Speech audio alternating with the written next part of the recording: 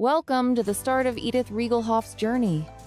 Forced into a marriage with Killian Ludwig, a man whose heart belongs to another woman, Edith faces not only a world of scheming nobles and dangerous secrets, but also the chilling reality that, in the novel, her own husband kills her. Will she rewrite her fate or succumb to the story's dark ending? Let's find out. The grand melody of the pipe organ echoed through the hall, resonating like ripples in still water. On either side of the Virgin Road, rows of guests dressed in extravagant ceremonial attire filled the pews. The air was heavy with solemnity, as though the entire space had been doused in a grave and chilling dignity. Every detail was meticulously crafted, befitting the wedding of a noble family member. Yet, there was none of the joy or warmth that typically accompanies such an occasion. No smiles, no laughter. The atmosphere was more reminiscent of a funeral than a celebration. In truth, that was exactly what it felt like. The faces of both the groom's and bride's guests were shadowed with gloom. Straighten your faces.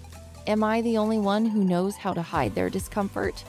But why should they bother? They weren't the ones walking down the aisle toward a man who would one day hold a sword to their throat. Now, the bride, Edith Rigelhof, please enter. The priest's voice boomed across the hall. Whether he was here to officiate a marriage or deliver a eulogy remained unclear. The weight of the moment pressed down on me, even though I had spent hours yesterday practicing this walk. My body moved stiffly, my toes kicking the hem of the wedding gown gently with every step, trying not to trip.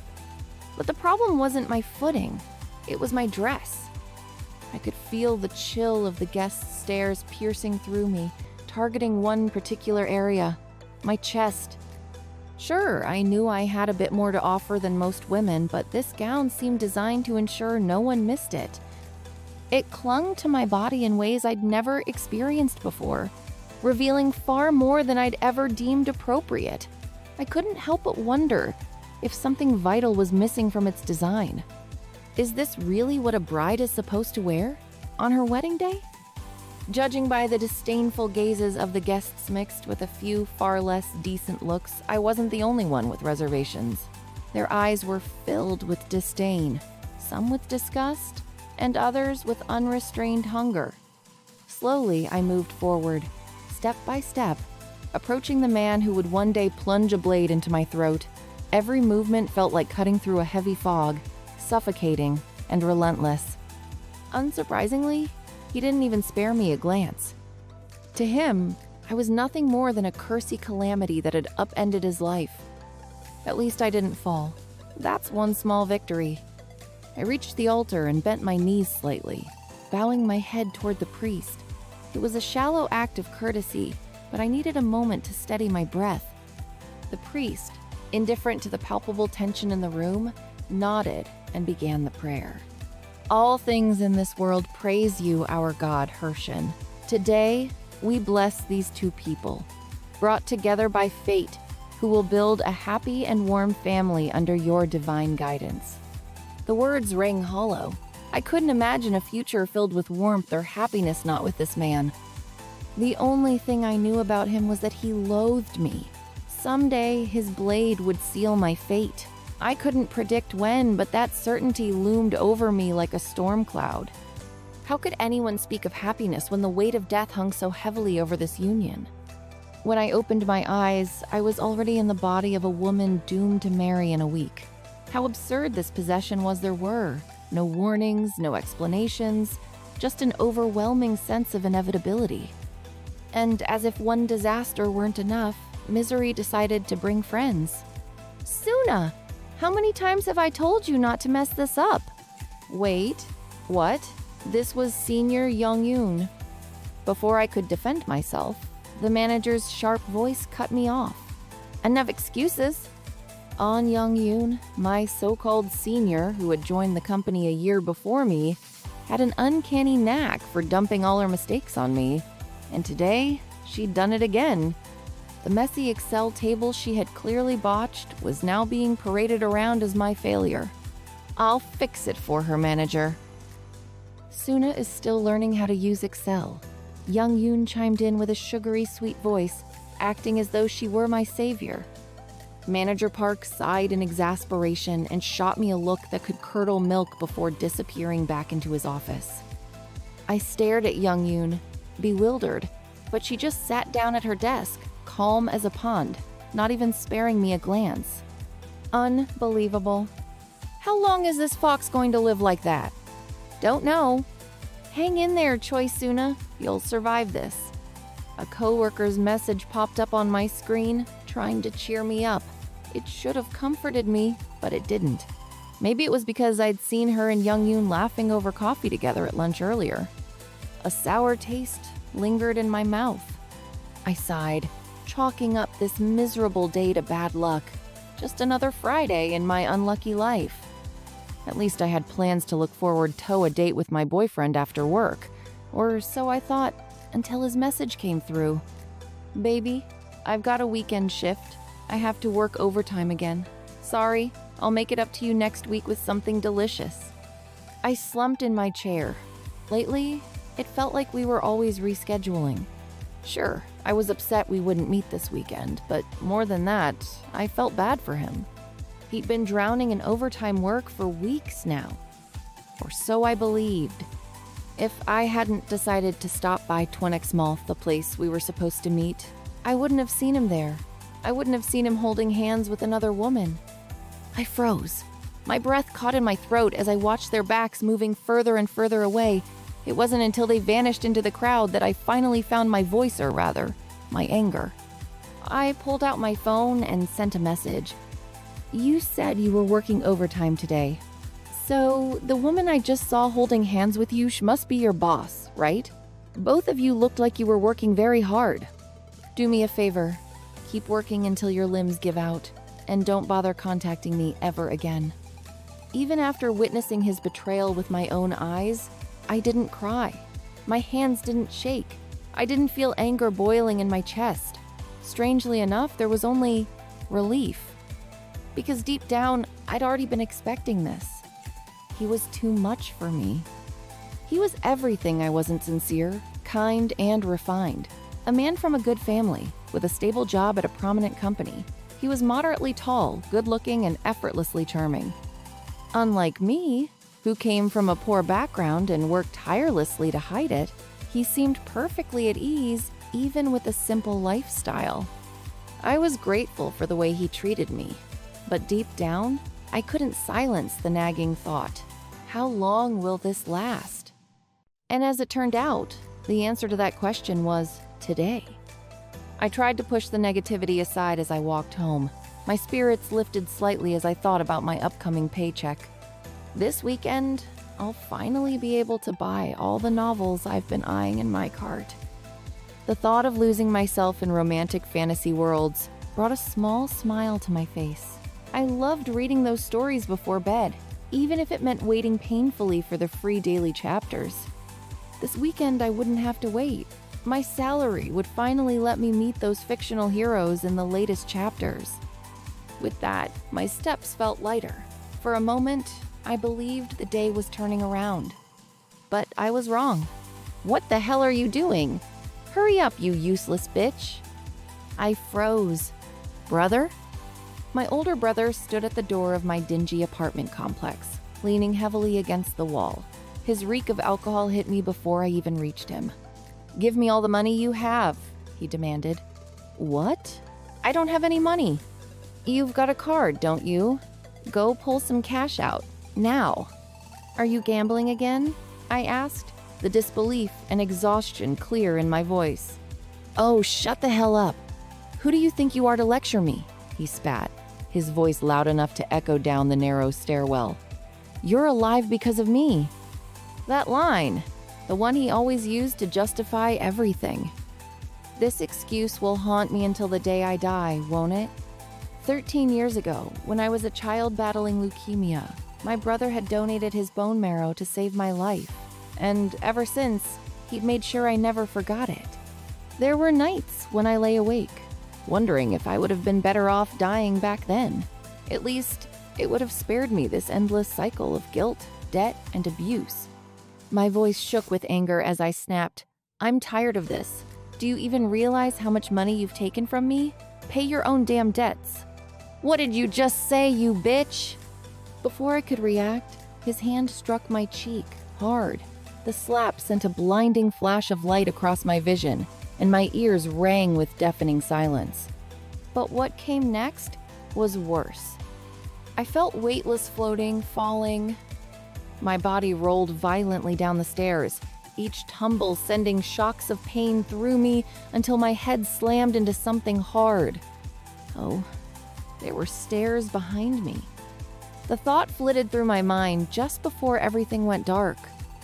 When I opened my eyes again, it felt as though an eternity had passed. My head was spinning, and I couldn't move. Am I in the hospital? I blinked, expecting the sterile white walls of an emergency room, but instead, I saw luxurious furnishings, a room draped in rich fabrics, glowing chandeliers, and gilded furniture. This can't be... It looked like something out of one of my novels. A princess's room? The room looked like something straight out of the Palace of Versailles, a place I'd only seen on the internet. Ornate chandeliers hung from the ceiling. The furniture was gilded with gold accents, and the intricate wallpaper screamed opulence. But more than that, something else was off. I didn't feel any pain.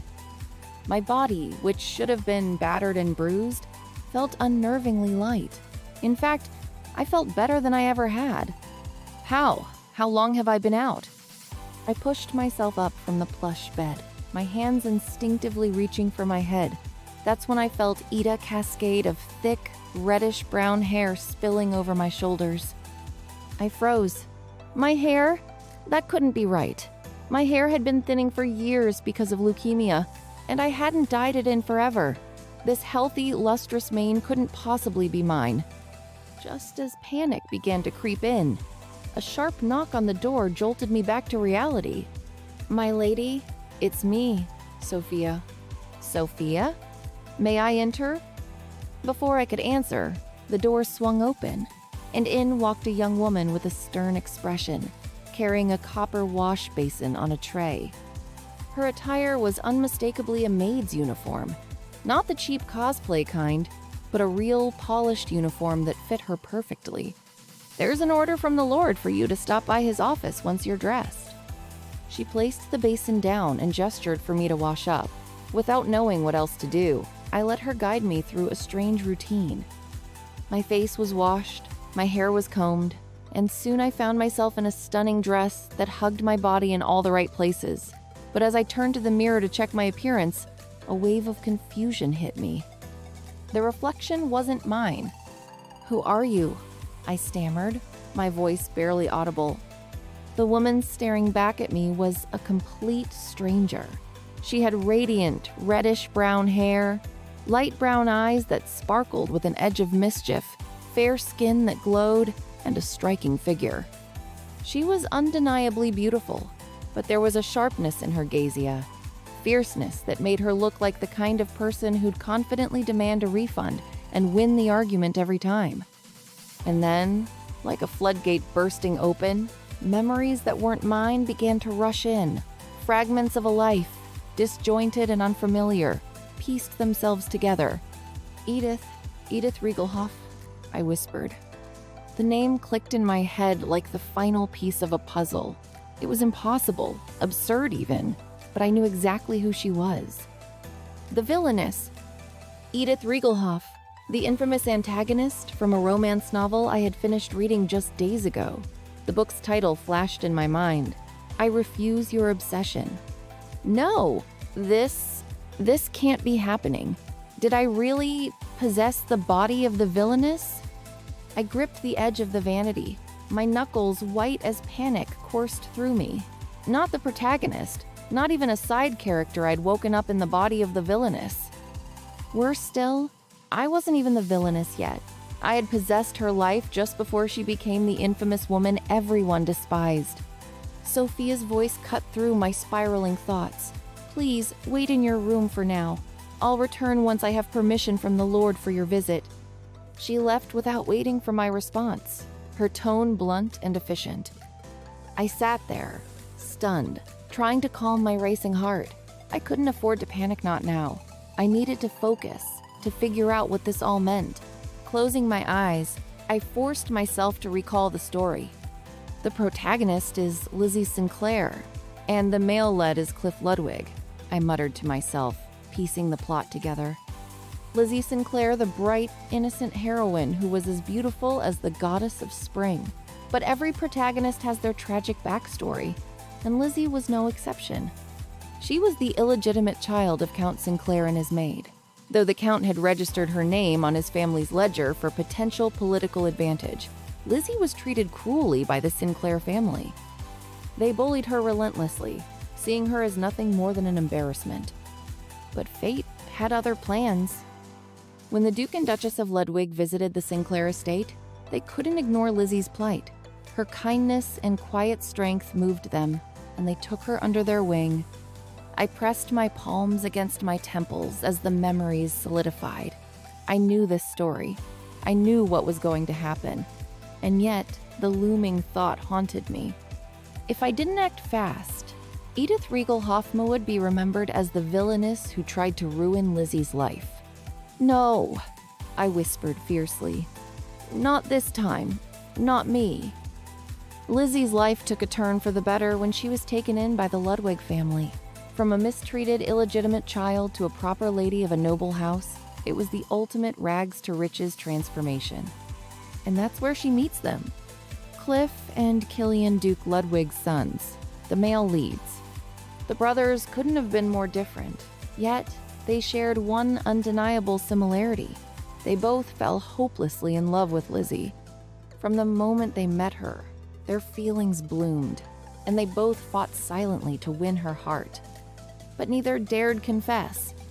Instead, they became her silent protectors. They gave her everything she needed, watched over her from the shadows, and eliminated every obstacle in her path. Lizzie, of course, was oblivious to it all. She thought their actions were born of kindness, unaware of the obsessive love they harbored for her. Lizzie was everything a heroine should be: bright, kind-hearted, and naive enough to solve problems without realizing the intensity of the emotions swirling around her. Eventually, as the story progressed, she married Cliff, the eldest son and heir to the Ludwig family. Her fairy tale ending crowned her as the Duchess of Ludwig.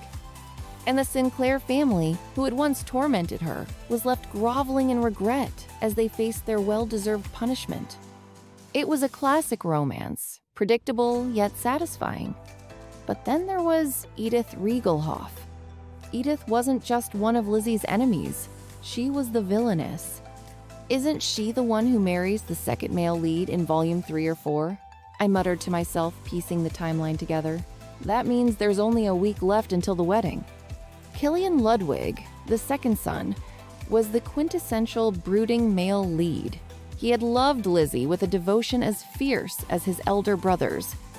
But unlike Cliff, he was forced into a marriage he didn't want with Edith. Edith Rigelhof, the woman he despised. The Rigelhof family had always been a thorn in the Ludwig side. On the surface, they appeared to be staunch supporters of the imperial faction. But beneath that polished facade, they were snakes, secretly allied with the opposition to dismantle the Ludwig's power.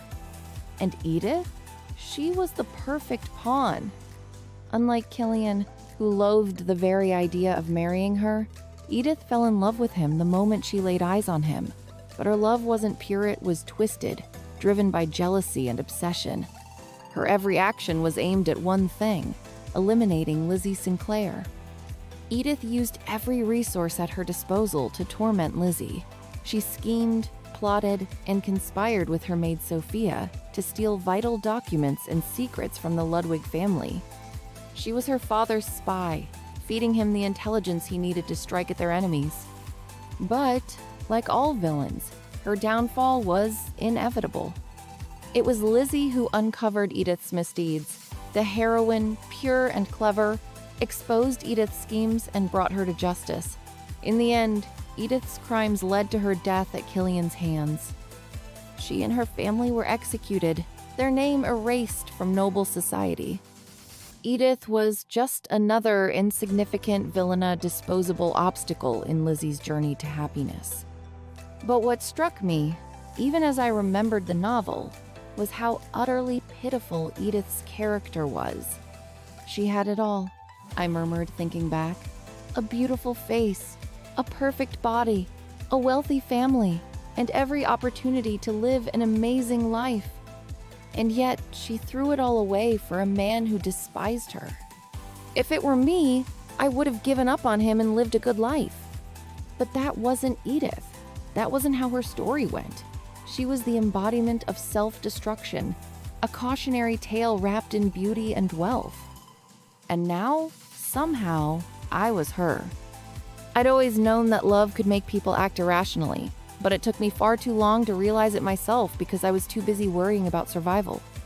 My one wish in life was simple: to live without constant fear of money or health. Growing up in a poor family, I'd learned the brutal realities of life early on. When I was still young, I was diagnosed with leukemia, a cruel blow for anyone, let alone someone in a family with no means to fight it.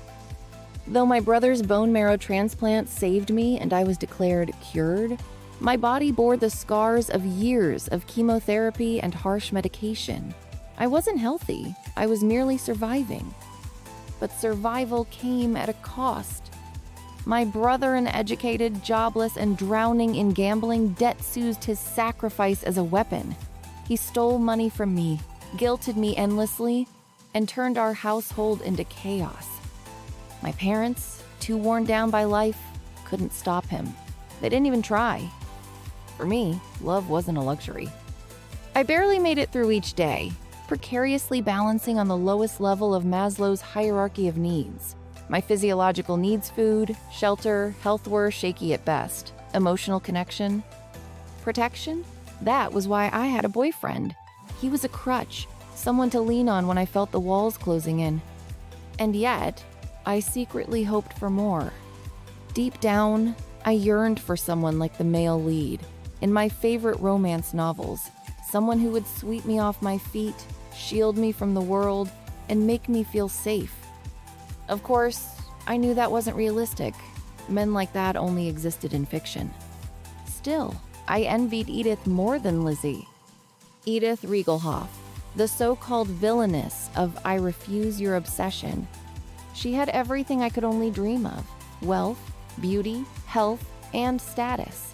Yet, instead of appreciating it, she squandered it all on an obsession with a man who despised her.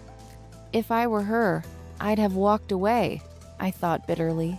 I'd forget the husband who loved someone else, enjoy my riches, and live my life to the fullest. Edith had a harmonious family, on the surface, money to spare, and a perfect body.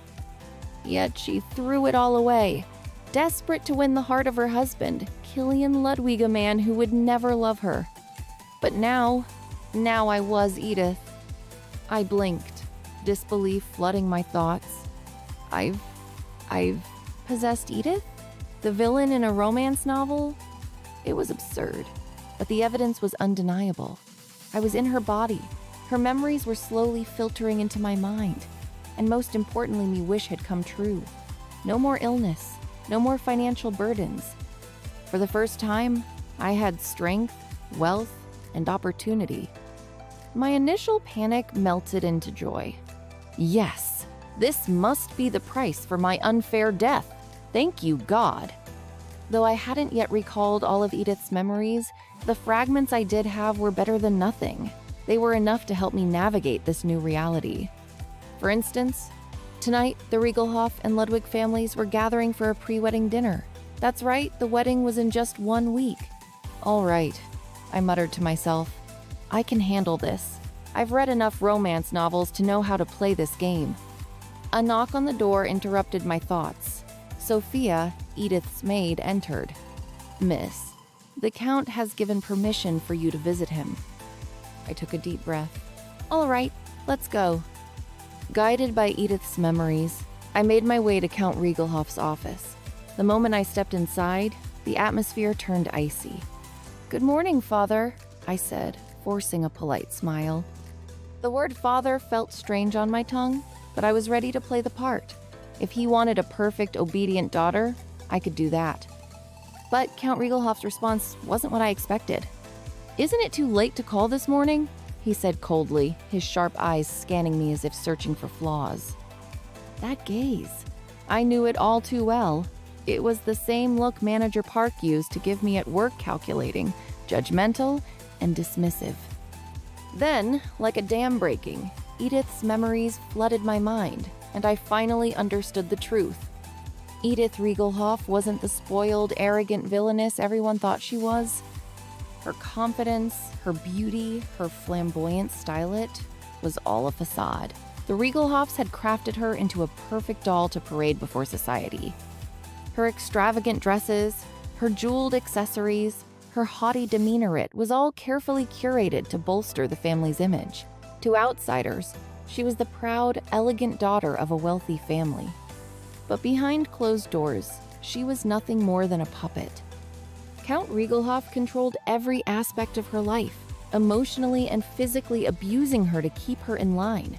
Her attempts to gain affection from her family were met with coldness and indifference. The realization hit me like a punch to the gut. "This is a scam!" I hissed under my breath. "How is this fair? Edith was no villainess. She was a victim." Count Rigelhof's sharp voice snapped me out of my daze. "You mustn't make any mistakes tonight. The Ludwigs seem to be growing uneasy since they haven't fully grasped the situation." "Yes, Father," I replied, keeping my tone steady even though my thoughts were anything but. "I'll negotiate for you to bring 3 of our maids with you to the Ludwig Duchy after the wedding. You will insist that you won't entrust your care to anyone other than our family's maids. Be blunt. It'll bruise their egos if they refuse, and that works to our advantage. Understand?" I had no idea what he was talking about, but I nodded anyway. Pretending I understood seemed safer than admitting ignorance. He didn't seem to care whether I comprehended or not. Count Rigelhof launched into another tirade, cursing the Ludwigs with venom. It wasn't long before I began piecing together the reason behind his obsession with their downfall. So this is what it's about. He's furious because someone who was once beneath him is now thriving. The rivalry between Count Rigelhof and Duke Ludwig stretched back decades.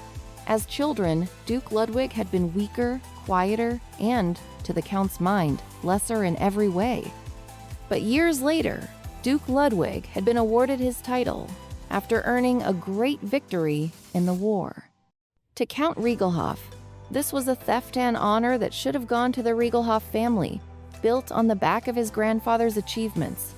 "Originally, it was our family's destiny to claim that title," he growled, his face dark with anger.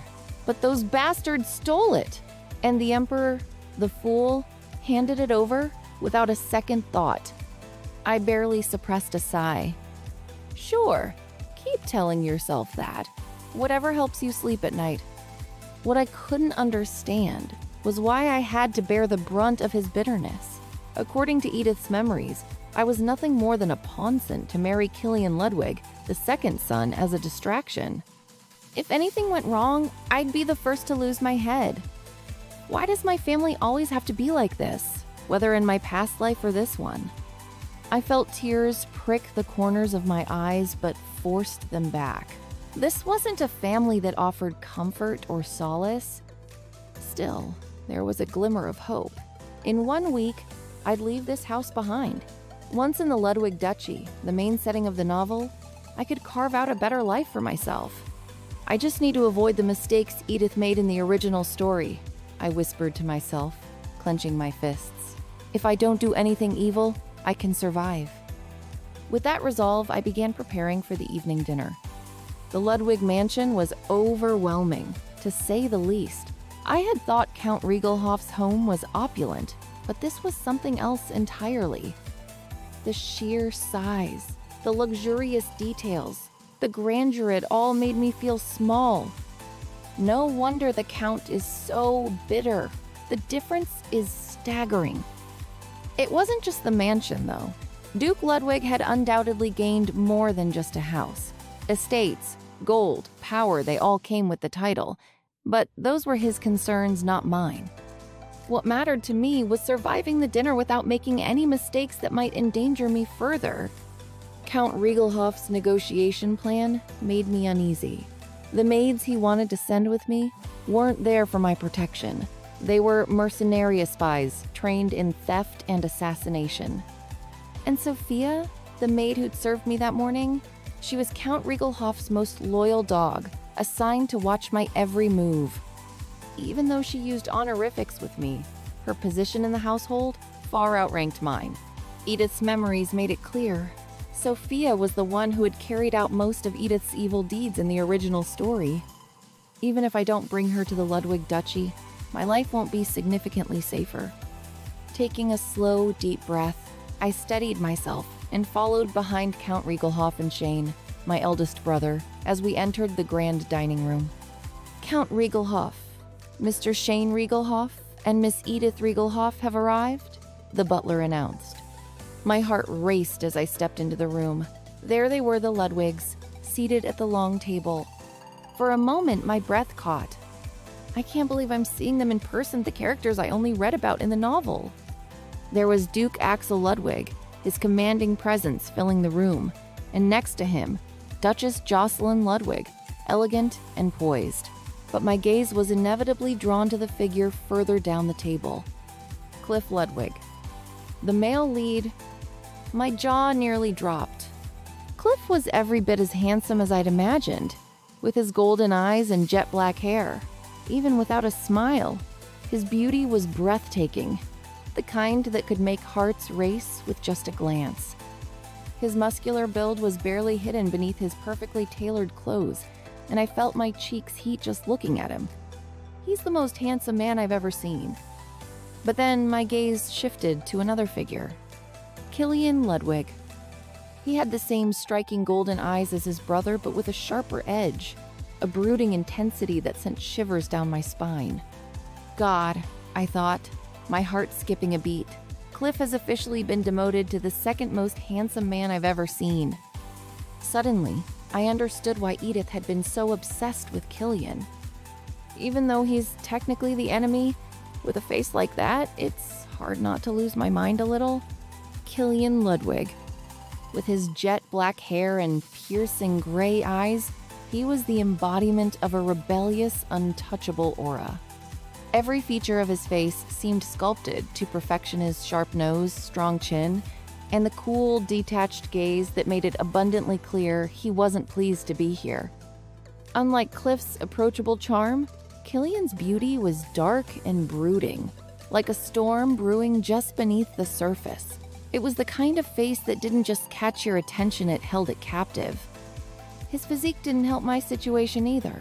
Broad shoulders, a chiseled chest, a trim waistband, those thighs. Thick, powerful thighs that could stop, that's enough. I forced myself to redirect my thoughts, realizing I'd probably just sexualized him way too much. Anyway, I told myself, if nothing else, my unfair death in my past life has been repaid with this one, the reward of this visual feast. Then came the final shock, the dazzling presence of the novel's heroine, Lizzie Sinclair. Lizzie, who wasn't even part of the Ludwig family, had still been invited to the dinner. And just as the novel described her, she was utterly breathtaking. The goddess of spring, her light blonde hair seemed to float like a golden halo, catching the light in a way that didn't even seem real. Her blue eyes sparkled like the crystal clear waters of Jeju Island. Her skin was fair and flawless, like porcelain, and her petite, delicate figure gave her an air of fragility that made you want to shield her from the world. Even as a woman, I couldn't help but feel an overwhelming urge to protect her. This is the undeniable aura of a romance novel's main character. She was so beautiful that I had to clasp my hands together to keep myself from blurting out a stunned wow. But while I was busy being mesmerized by Lizzie, Count Rigelhof's brow furrowed deeper and deeper. "Thank you for coming," he said stiffly, barely able to mask his displeasure. "I've had some veal prepared for you. Miss Edith mentioned it was her favorite dish. I trust it will suit your taste." His words were polite, but his tone was icy enough to chill the room. "I can't believe how much you care for her. As a father sending his daughter off, I feel very reassured, but Count Rigelhof's voice trailed off, his thinly veiled irritation cutting through Duke Ludwig's polite greeting. Then, with an almost audible sneer, he added, "Wasn't this dinner supposed to be just for the families of both sides?" Cliff and Killian's expressions turned cold. Their once neutral faces were now sharp and unwelcoming, and their gazes darkened as they directed their attention toward the Count. Oh no, they're doing exactly what male leads always do. "Lizzie is already part of our family," Duke Ludwig interjected smoothly, his tone measured but firm. "I asked her to join us because I thought it would be a good opportunity for them to greet each other. They'll be seeing a lot of one another in the future." Despite the Duke's calm words, his expression wasn't exactly welcoming. There was a warning in his tone, a clear signal that if the Count pushed even a little further, he wouldn't let it slide. "Why are things heating up already?" I could feel the tension in the air crackling like static electricity, and I opened my mouth, ready to diffuse the situation. But before I could say anything, Lizzie spoke first. "I'm sorry. This isn't my place," she began, standing as if to leave. But before she could take a step, Killian reached out, grabbing her wrist, gently but firmly. "Lizzie, there's no reason for you to apologize," he said, his voice calm but laced with quiet intensity. "You're part of this family. Anyone who doesn't understand that doesn't deserve to be part of it." In the original story, this scene had Edith's eyebrows shooting up in fury, and honestly, given the circumstances, her reaction was understandable. But I had no intention of playing Edith's role to the letter. In fact, I needed Lizzie to like me. My survival might very well depend on it. Plus, who wouldn't want to get close to someone as beautiful and kind as Lizzie? "The Duke and Killian are absolutely right, Father," I said, stepping in with what I hoped was a convincing smile. "She's someone I'll be spending time with after I marry, so there's no harm in us greeting each other now." I wasn't sure if my smile came across as warm or just nervous, but I tried my best. My heart pounded as Count Rigelhof glanced at me, his expression unreadable. Then, to my surprise, he nodded broadly, his lips curling into what could only be described as a human smile. "Well, Miss Lizzie is like Killian's little sister, isn't she?" Wow, this is absolutely insane. I bit my tongue to keep from rolling my eyes. The Count's words dripped with passive aggressiveness, and the tension in the room didn't ease one bit. Still, at least things hadn't spiraled out of control for now. Count Rigelhof was no fool. He knew very well that both sons of Duke Ludwig were in love with Lizzie. The realization made me nervous, and I could feel the tension simmering beneath the surface of the room. Killian, however, avoided the topic entirely, turning away without saying a word. Lizzie's bewildered gaze followed him, but he gave no explanation, leaving her question unanswered. "Well then, let's begin the dinner." Duke Ludwig's firm tone broke the awkward silence, a subtle warning that no further disruptions would be tolerated. At his signal, the servants began to serve the meal.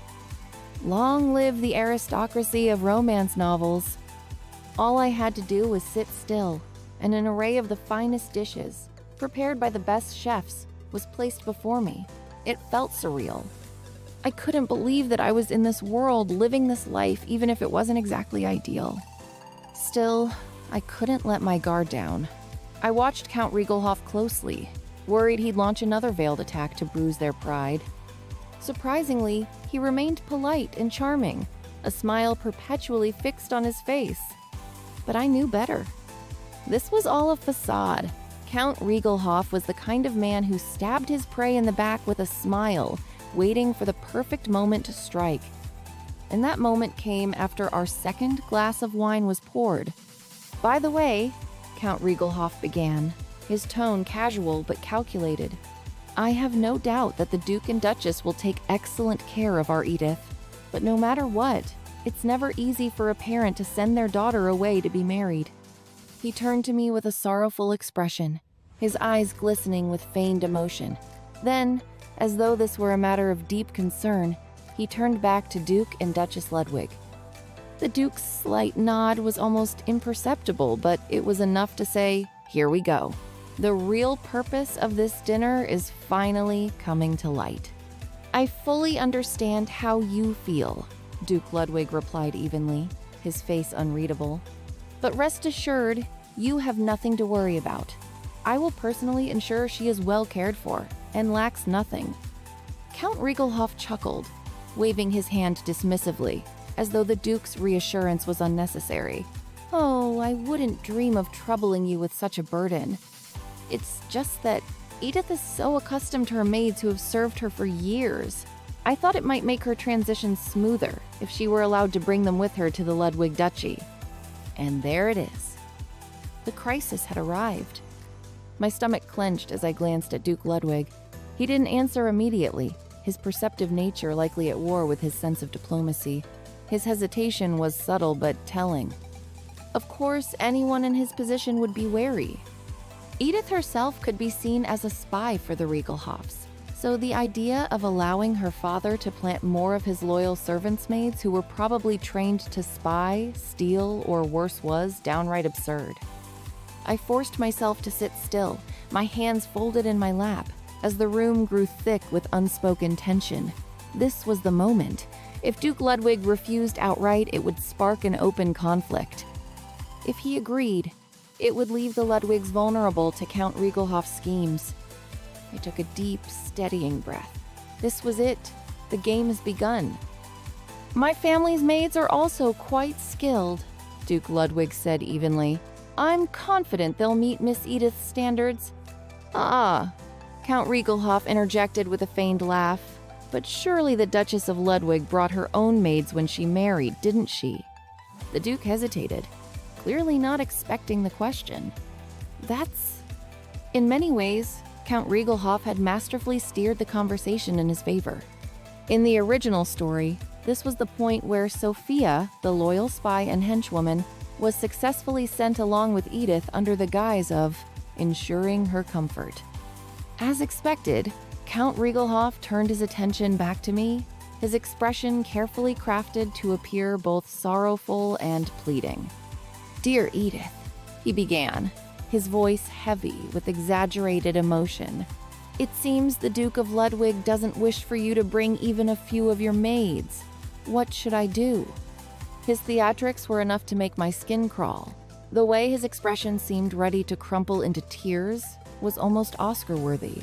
But I couldn't afford to let myself falter. This was the moment. The decision I made here could very well determine the course of my life. I took a deep breath, forcing my face into a calm, composed expression. I don't mind not bringing a maid. What? Count Rigelhof's voice was laced with disbelief. Edith? I continued before he could recover, keeping my tone gentle yet resolute. The maids of the Duke's household are surely just as talented as ours. I wouldn't want any of our maids to leave the county they love simply for my sake. So, Father, there's no need to send anyone with me. For a moment, silence hung in the air. I could feel the eyes of the entire Ludwig family on me, Duke Ludwig, his sons Cliff and Killian all studying me with sharp, calculating gazes. It was clear they were waiting for the other shoe to drop, expecting me to add some hidden clause to my request. But I wasn't Edith from the original story. I offered what I hoped was a soft, reassuring smile. Please, forget my father's request, Duke. He must have been overly concerned about sending me off to marry when I'm still so inexperienced. The Duke's expression softened slightly, but he hesitated, his brow furrowing. No, well, at least one person. Wait, what? I resisted the urge to panic. What are you thinking about, Duke? I'm not asking you to give in to Count Rigelhof's manipulations. Steeling myself, I spoke again, keeping my tone as earnest as possible. As the daughter-in-law of the Ludwig family, I wouldn't want to appear overly pampered. I'll come alone, and I trust the Duchess to find me a talented maid who will help me adjust to my new home. I tried my hardest to smile in a way that appeared gentle and confident, though Edith's naturally sharp features made it a challenge. Her slightly upturned eyes and defined expressions gave me a more severe look than I intended, but it seemed to work. The members of the Ludwig family exchanged glances, before nodding slightly, each of them looking quietly satisfied. Left the gates of the Duke of Ludwig's estate, Count Rigelhof erupted. "Are you crazy?" he bellowed, his face flushed with anger. For a moment, I braced myself, half expecting him to strike me. But when he didn't, I realized this was my chance to act with all my might. "Father," I exclaimed, cutting through his fury, "didn't you see the Duke of Ludwig's face earlier?" "What?" His anger faltered, his confusion creeping in. "The Duke already knows what your intentions were when you tried to send a maid with me. How could you be so blatantly obvious?" His eyelids trembled slightly, his expression darkening at my words. He wasn't used to this, his daughter, who had always followed his orders without question, suddenly raising her head and speaking with authority. But I couldn't stop now. "What's the point of bringing in a maid if their suspicions are already raised?" I continued. "What's the point, Father? Doing so would only put more eyes on us. It's better to bide our time and avoid arousing any more suspicion." Count Rigelhof's mouth opened slightly, but no words came out. For the first time, it seemed I had managed to disarm him. "Have you forgotten the entire purpose of this marriage?" I pressed, lowering my voice slightly to drive the point home. "It's to dispel their suspicions, not confirm them. We need to blunt their vigilance first. Everything else can wait." "How's that for negotiation?" My training in Korea's marketing department, honed by countless presentations since college, had finally proven useful in this bizarre medieval life. Unsure at first, the Count's tense expression began to soften as my words sank in. "Then, what are you planning to do next?" he asked, his tone hesitant but curious. "For now, I'll go in alone," I replied confidently. "I'll build trust, lower their suspicions. Later, I'll make an excuse homesickness, perhaps, and request a maid to join me for a short time. When the moment is right, I'll follow through with your wishes, but rushing things now will ruin everything." Count Rigelhof stared at me for a long moment, before finally nodding, albeit reluctantly. "Fine," he muttered, "just don't mess things up." And with that, I felt the knife under my neck move back just a little. 1 week later, I found myself standing at this black comedy of a wedding. The priest's voice droned on, reciting prayers and blessings as if we were all in some solemn play. In Korea, I thought bitterly, we would have cut this short by now. But I guess they don't know about efficiency here. And so, the faithful children of the god Hershin will make another nest, bless the rings they share, and seal their eternal covenant, the priest intoned. Finally, it was time for the ring exchange.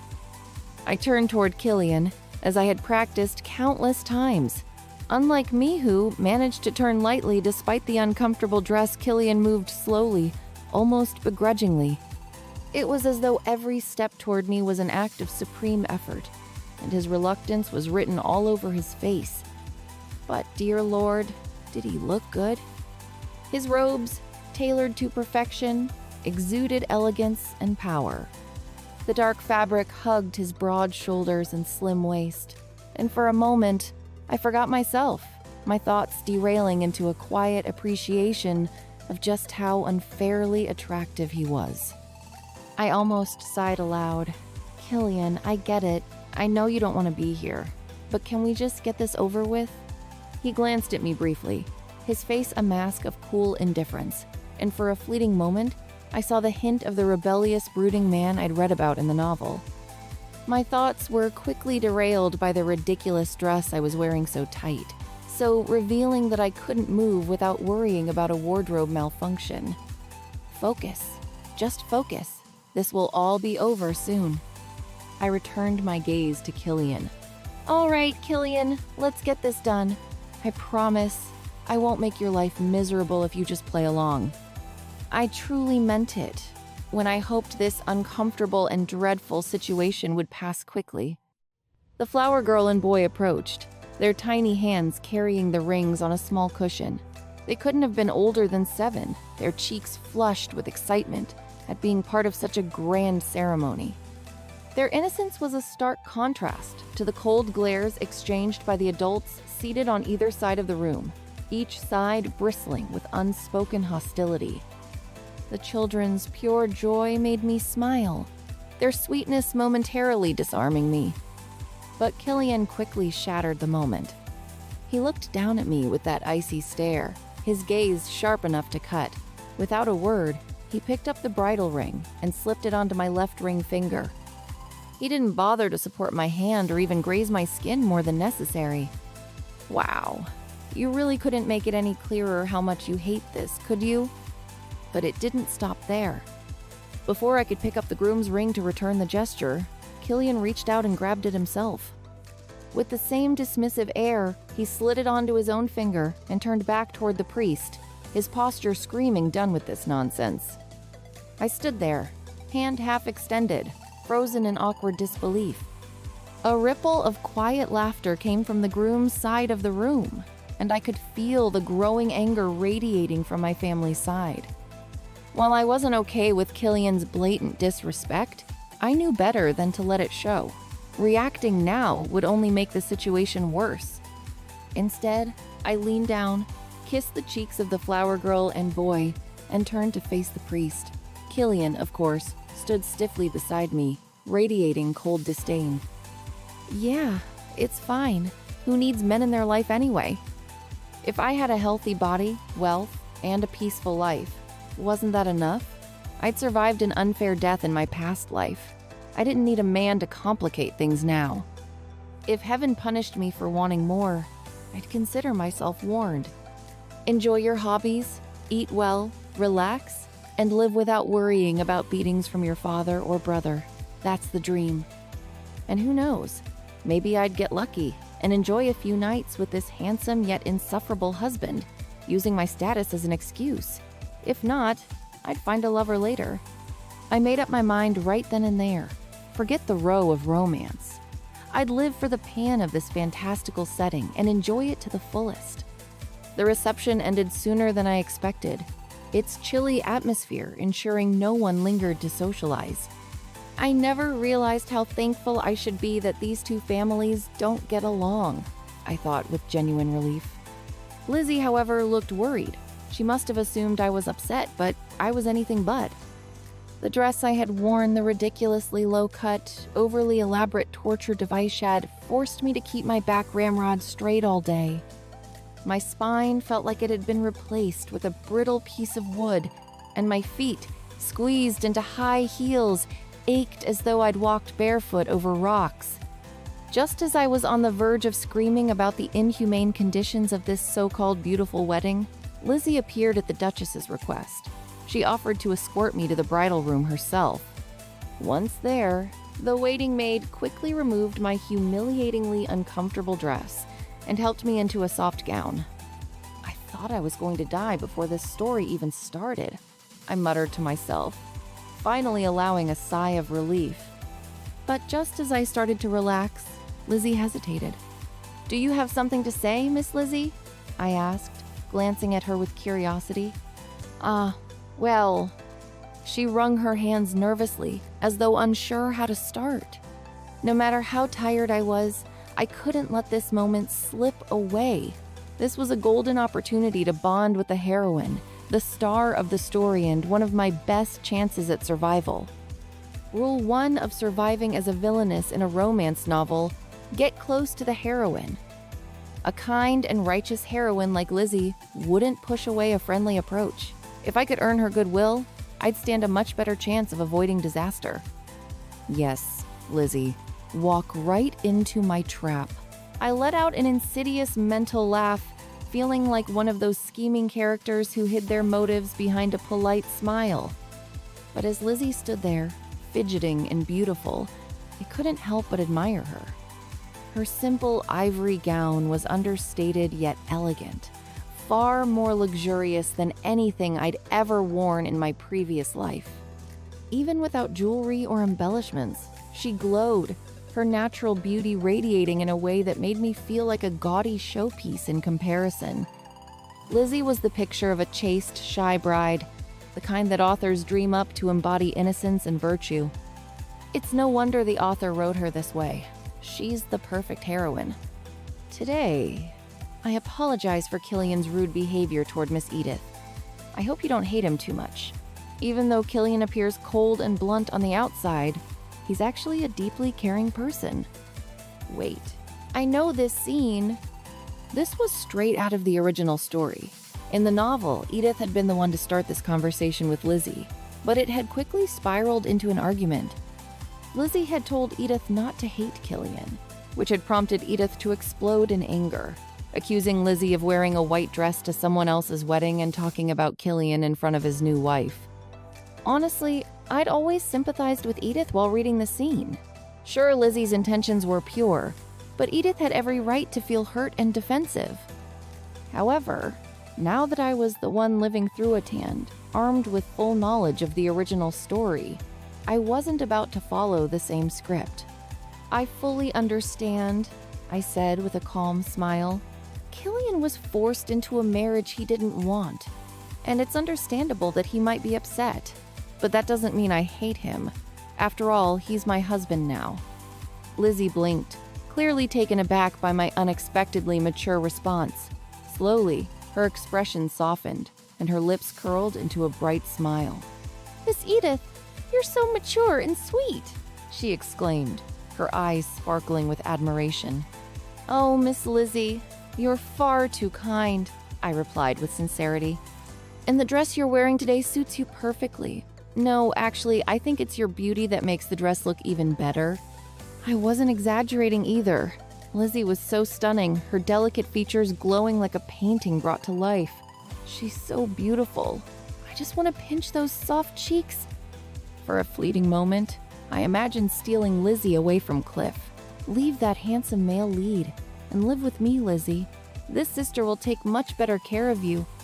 Lizzie blushed, her cheeks flushing the prettiest shade of pink. Oh, you must be tired, and I've kept you too long. I'm sorry for disturbing your rest. Killian will, come later. Her cheeks turned even redder at the implication of later. After all, Lizzie and Killian had lived like siblings for 5 years. Of course, the thought of their first night would be embarrassing for her. But I knew the truth. Lizzie didn't need to worry about that. As she left the room, I waved her off with a grateful smile and finally let out a deep sigh. Whew, is the wedding episode finally over? I collapsed onto the bed, kicking off the suffocating linen, and let my aching body sink into the soft mattress. But the true relief came when I stepped behind the curtain into the large bathtub that had been prepared for the newlywed couple. I sighed as the hot water surrounded me, soothing my sore muscles. The water was hotter than I expected, but as someone who had enjoyed saunas in my previous life, it was the perfect temperature. So this is what life as the daughter-in-law of the Duke feels like? I mused, sinking further into the water. You can just ask the maids to prepare a hot bath whenever you want. Amazing. Despite all the chaos with Count Rigelhof and the icy tension surrounding Killian, I had to admit, this possession had its perks. Sure, there were no smartphones or internet here, but there were books, plays, operas, hunting competitions, and endless parties. Even better, I didn't have to work, do house chores, worry about my bank account balance, or deal with a brother trying to ruin my life. As long as I don't get tangled up with the male lead, female lead, or even my sub-male lead husband, I can live happily and quietly here. But there was still one big problem: Count Rigelhof. This wasn't just a suspicious marriage. There was an actual conspiracy behind it. The Duke of Ludwig suspected that Count Rigelhof had allied himself with Archduke Langston, who was vying for the Emperor's throne. The Count had proposed this marriage alliance as a way to prove his innocence, but everyone knew it was a thinly veiled ploy. Rumor had it that Count Rigelhof cared deeply for his daughter Edith, but the truth was far darker. She was little more than a hostage in this game of political chess. Killian, naturally, had refused the marriage at first, but Duke Ludwig, needing to keep Count Rigelhof under control, had persuaded him to go along with it. And that's where the tragic beauty of Killian's character arc began.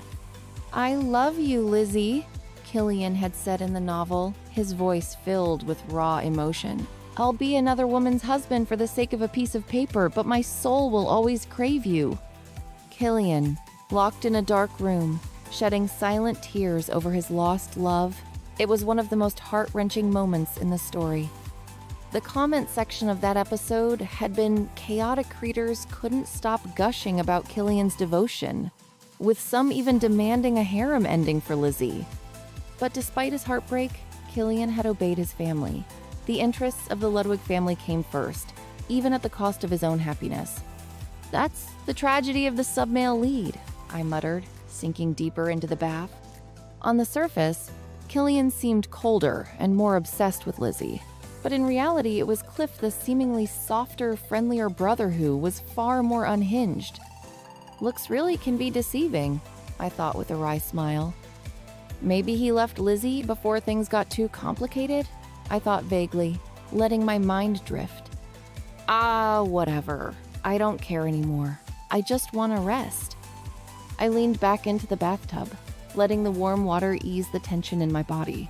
After a week of relentless stress adjusting to this new world and navigating the chaos of Edith's life, I felt utterly drained. My nerves, frayed from constantly second-guessing every move, demanded rest. As my body relaxed, exhaustion took over. My head rested against the edge of the tub, and before I knew it, I had dozed off. I didn't even hear the sound of the door opening. You're washing up before your groom arrives? What a heartless bride. Huh. I jerked awake, startled by the deep voice above me. Instinctively, I covered my chest with my arms, my heart racing in panic. Who are you? Killian stood above me, his gaze cold and unyielding. Who else would enter the bride's room other than the groom? Or were you expecting someone else? Killian? His forehead wrinkled slightly at the sound of his name, though it was hard to tell whether it was annoyance or just general disdain. Either way, I was surprised he was here. I thought you wouldn't come, I said quietly. It was true. In the original story, Killian hadn't entered Edith's room on their wedding night. Instead, there was a heart-wrenching scene where he confronted Lizzie. When Lizzie urged him to be kind to Edith, Killian had grabbed her wrist, his desperate longing for her evident in every word. Just as he leaned in to kiss her, Cliff had appeared, interrupting the moment. After leaving Lizzie with Cliff, Killian had drowned his sorrows in a bottle of wine. So, what was he doing here now? Killian let out a short, humorless laugh at my comment. Fortunately, you seem to have some sense. Well, I had no choice but to figure it out, I replied, holding his gaze. You avoided even the slightest touch while exchanging wedding rings. I'd have to be an idiot not to pick up on it. His expression stiffened at my bluntness. Clearly, he hadn't expected me to call him out so directly, but I didn't feel sorry for him. He wasn't here to apologize or make amends. To Killian, Edith Rigelhof was nothing more than the daughter of a scheming man and the obstacle that had ruined his love. No way, he said flatly. Did you expect a passionate courtship? I could have been angry, maybe even insulted, but honestly, I didn't have the energy.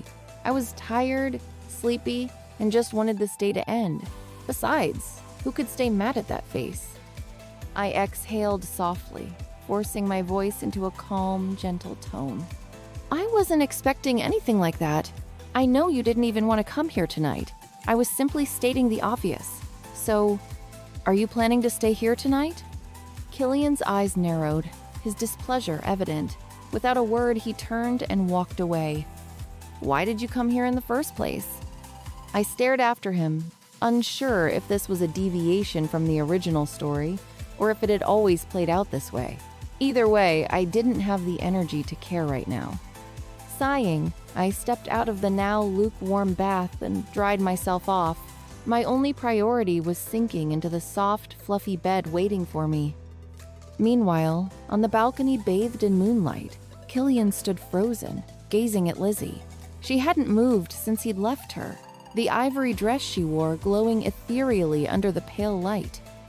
For a fleeting moment, Killian's resolve wavered. Her dress, so reminiscent of a bride's gown, made him want to reach out and take her hand, to lead her to his own room instead of the one he had just left. But Lizzie, the woman he longed for with every fiber of his being, had pushed him away. She had urged him to go to his bride's room, gently but firmly pressing her hands against his back. "Killian," she whispered softly, "you should go." Her words hung in the air, a bittersweet ache settling deep in his chest. I went. "But why did you come back?" Lizzie asked, tilting her head in confusion. She didn't have any expectations for tonight, Killian replied with a slight smirk. It was a bit of a surprise, though. Lizzie's eyes widened at his answer. "What are you talking about?" "Obviously, a while ago." She was already sitting in the bathtub alone, dozing off, Killian interrupted, his tone casual but sharp enough to reveal his lingering annoyance. Lizzie's face flushed with embarrassment at the mental image, and Killian chuckled softly at her reaction. "Lizzie, your problem is that you see the good in everyone," Killian said, his voice laced with a mix of fondness and exasperation. "But Edith is a good person," Lizzie insisted, her expression earnest. "Even at dinner last week, she was kind to me and accepted me generously." Killian's lips curled into a faint, skeptical smile. "That must have been because of your father's watchful eyes. I'm sure she was forcing herself to smile the whole time." "That's not true," Lizzie protested, her cheeks glowing with sincerity. "She was so sweet to me today." Killian's smirk faded, replaced by a faint frown. "You have to ask yourself, Lizzie, was she being genuinely friendly, or was she masking her true feelings behind a polite smile?" Killian's distrust of Edith ran deep. He couldn't bring himself to agree with Lizzie's glowing praise of her. Who was Count Rigelhof, after all? A man who wore the mask of civility while scheming in the shadows. He was a master manipulator, skilled in deceit and trickery, and Edith's daughter had grown up in his image. Killian's mind turned, filled with bitter certainty. There's no way Edith is innocent, not with a father like that. Even now, she might be acting oblivious, but Killian was convinced she had entered the duchy with ulterior motives. She was here to further her father's schemes, to gather information and work against the Ludwigs. Of course, he hadn't wanted this marriage. It had been forced on him by circumstances beyond his control. Duke Ludwig had pushed the union to prevent Count Rigelhof from allying with their rivals. But Killian had no intention of letting this sham marriage last any longer than necessary. That greedy Count Rigelhof will eventually dig his own grave, and when he does, I'll throw Edith out without a second thought. Killian clenched his jaw, his molars grinding together in frustration. Lizzie's worried voice broke through his thoughts. "What's wrong, Lizzie?" Her brow furrowed, and she shifted uncomfortably under his intense gaze. "It's just, after hearing what you said about Edith, I can't help but wonder if I made a mistake earlier." "What do you mean?" Killian's voice dropped, his eyes narrowing. "Did she get angry with you?" Lizzie quickly shook her head. "No, not angry. At least I don't think so, but maybe I said something wrong." "Tell me what happened, Lizzie," Killian urged, his tone sharper now, his concern manifesting in his piercing gaze. Lizzie bit her lip, clearly troubled, and sighed softly. "I didn't mean to upset her, but..." Her words trailed off as Killian's expression hardened, his fierce determination to protect Lizzie igniting once again. "I spent some time with Miss Edith earlier. She complimented me on my dress," Lizzie said softly, her fingers brushing the hem of the fabric. "At the time, I thought it was just a kind remark, so I was happy." She trailed off, her voice tinged with uncertainty as she stared down at her modest gown. The dress Lizzie wore today wasn't just any dress. It was the one Killian had bought for her. He had insisted she wear it, despite her initial reluctance. "But it's your wedding day," she had protested. "Wouldn't it be inappropriate for me to wear white?" "It's ivory, not white," Killian had argued earnestly. He had assured her it was fine, reminding her that Edith's dress, adorned with gold threads and intricate embellishments, was far more extravagant. Eventually, Lizzie had relented. trusting that the modest ivory gown wouldn't overshadow the bride. But now doubts crept into her mind. Was Edith's compliment, "The dress suits you well," really just sarcasm? Lizzie's heart sank at the thought, realizing she had even laughed in front of Edith without noticing the possible hidden meaning behind her words. Was Miss Edith offended? Lizzie asked, her blue eyes clouded with worry. Killian's jaw clenched at the mention of Lizzie's dress. The idea of Edith commenting on it at all made his blood simmer. How ridiculous it is for Edith to say anything about Lizzie's dress, he thought bitterly, when even she knows the Ludwigs provided it for her. Yet, as much as the thought irritated him, he couldn't bear to let Lizzie feel hurt. "No," he said firmly. "Think about the dress Edith wore today. You weren't being insensitive about your own gown, Lizzie." Lizzie's face lit up slightly at his reassurance. Miss Edith really was beautiful today, wasn't she? Her dress was so shiny and—" "It was vulgar," Killian interrupted coldly. Lizzie's eyes widened in shock. "What? What do you mean by that, Killian? Isn't it too harsh to call your own wife's dress vulgar?" Realizing the harshness of his words, Killian softened his tone, his gaze flickering toward Lizzie apologetically. "I'm sorry. Perhaps that was too much to say in front of you." Lizzie shook her head, her expression conflicted. "It's not about me, Killian. You should feel sorry for Edith. Don't you think she deserves that? She's come here all alone, without anyone she knows, and she's trusted you enough to be by her side. Shouldn't you take good care of her?" Her words pierced through him like a dagger, the weight of her plea crashing down on his chest. Killian reached out, gently grabbing Lizzie by the wrist. His voice dropped to a low, pained tone. "Are you serious about what you just said, Lizzie?" "Killian," Lizzie murmured, her voice uncertain as her eyes trembled with unease. "You're so cruel, Lizzie," he said, his voice barely above a whisper. "Do you have any idea how much I've endured today? Or is it that you really don't understand?" Lizzie bit her lip, her blue eyes clouding with guilt and anxiety. She understood more than she let on, and Killian knew it. Killian's grip tightened slightly, his gaze softening with sorrow. Lizzie wasn't someone who couldn't express her thoughts about the marriage. She knew how he felt. She knew, and yet she had said those words surging him to care for Edith, to move on, to leave his heart behind. Killian's chest ached. Perhaps this was Lizzie's way of soothing his pain, her way of asking him to stop hurting. But to Killian, her words only deepened the wound. "Lizzie?" Killian's voice dropped, his tone filled with longing. "Killian, I..." Lizzie stammered, her cheeks flushed as she struggled to find the right words. Killian, unable to hold back, tilted her chin gently, his fingertips brushing her soft skin. Her surprised expression was so tender, so full of innocence, that it stirred something deep within him. She was like the warmth of spring sunlight, comforting and utterly captivating. Slowly, he leaned closer, his eyes fixed on her trembling lips. "Lizzie!" The voice sliced through the moment like a knife. Killian froze, his jaw tightening as he pulled back abruptly. Lizzie, startled, stepped away from him in a flustered panic. Her gaze darted toward the source of the interruption, and when she saw who it was, she forced a strained smile and waved awkwardly. "Cliff?" she greeted, her tone unnaturally cheerful. Killian growled under his breath. "Of course, that man." Cliff, the unshakable interrupter, strolled over with the same calm, unbothered expression he always wore, as if he hadn't just walked in on a moment that could have changed everything. "It's late," Cliff said nonchalantly, his golden eyes narrowing slightly.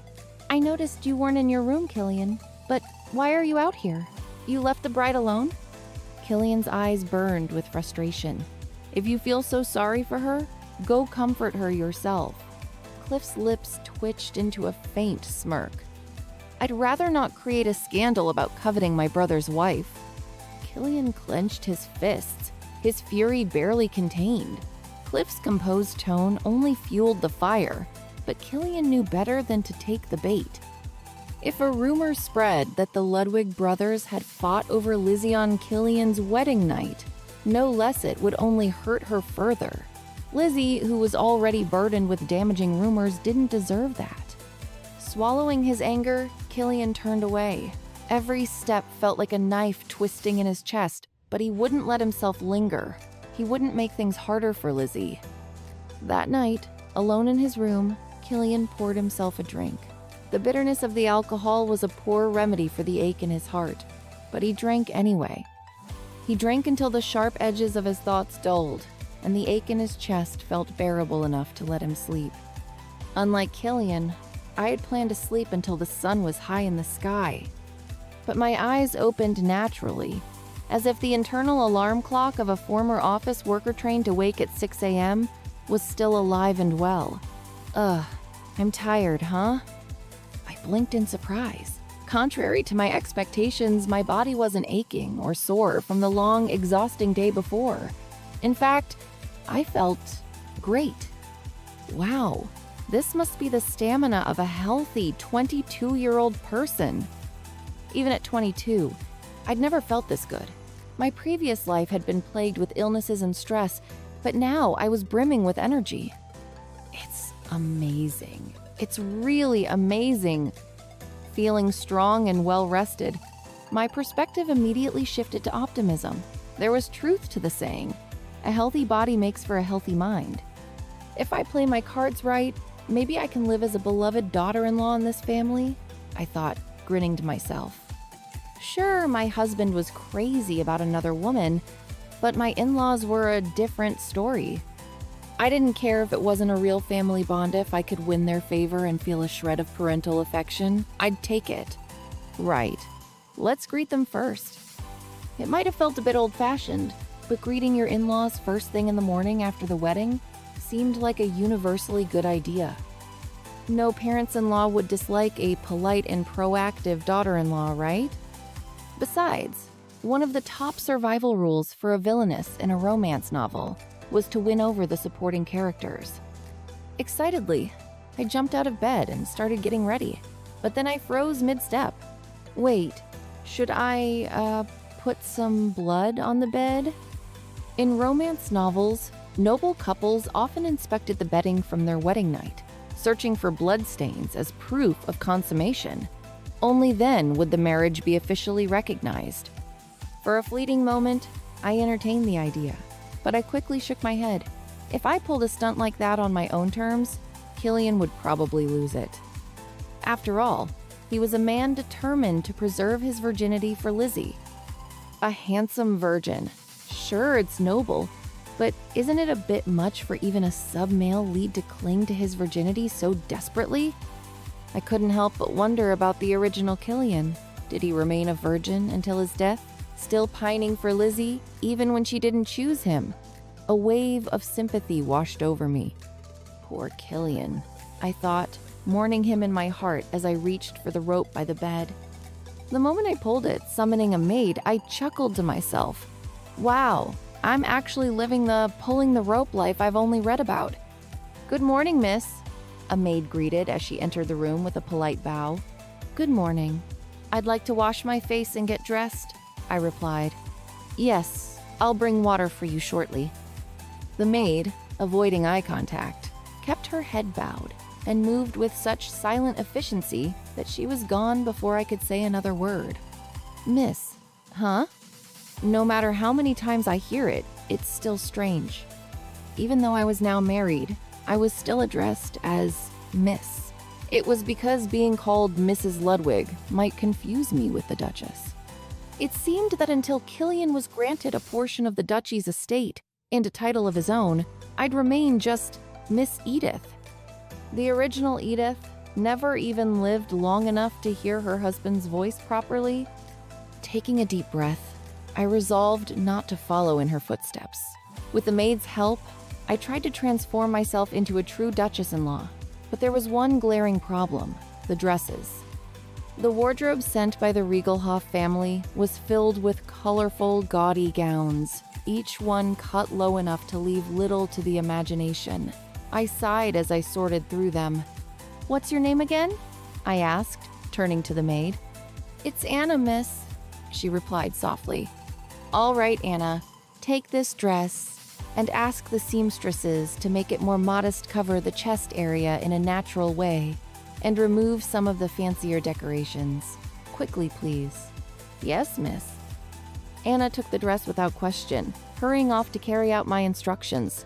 Her obedient demeanor was a refreshing change from Sophia's constant attitude back at the Rigelhof household. Sophia always treated me like I was nothing more than a glorified pet dog of the family. It was a relief not to have her here. While Anna carefully styled my hair and applied light makeup, the Duke's seamstresses worked swiftly. By the time Anna returned with the dress, the once flashy gown had been transformed into something more modest and wearable.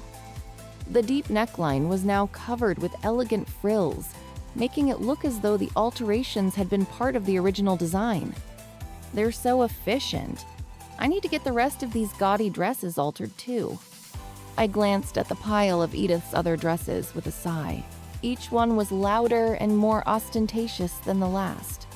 Wearing them would only reinforce the impression of Edith as luxurious and vain, something I desperately wanted to avoid.